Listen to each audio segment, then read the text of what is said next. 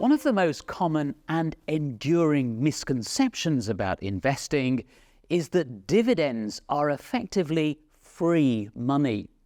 But it's a fallacy, sometimes called the free dividend fallacy.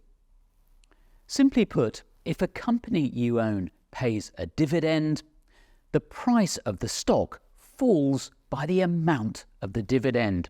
So you haven't suddenly become richer. Let's say a stock is currently trading at $10, and tomorrow, if you hold the stock, you get that $1 worth of $1 worth of dividend.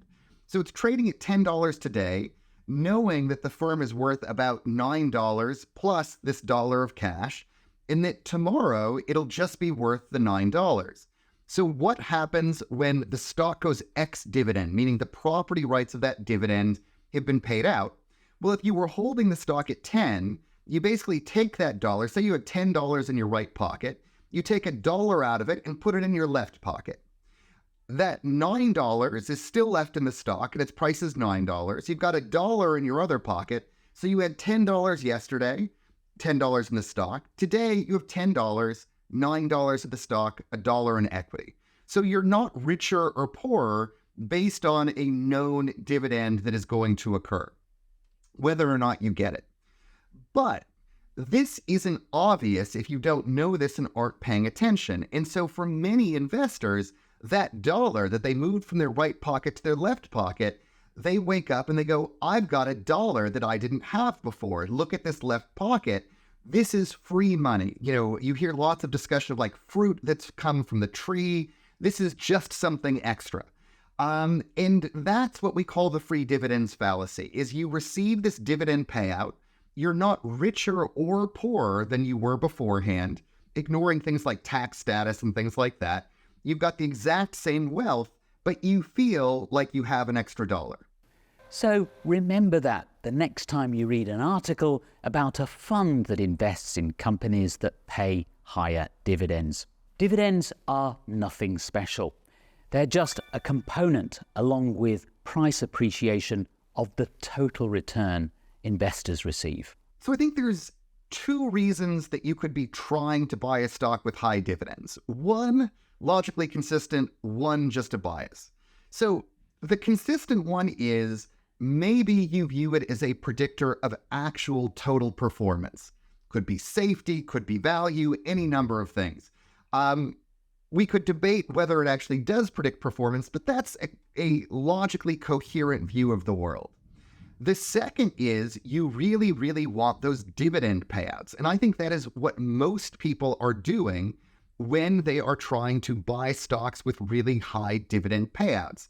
And as we've discussed, that's simply logically incoherent. So for most investors too, you bring taxes into it, you should probably want to not receive a dividend payout because for most investors, most of the time who are taxable, there's a bit more of a tax hit. It doesn't make you richer or poorer.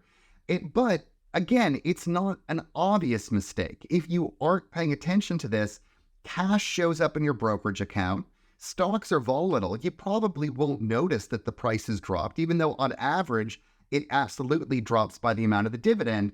Prices move around for all sorts of reasons. You probably haven't noticed, you aren't paying attention. You've noticed there's more money in your account. And you respond to that, and you just never realize that you're making a mistake, and you just keep on doing it, ignorant the whole way.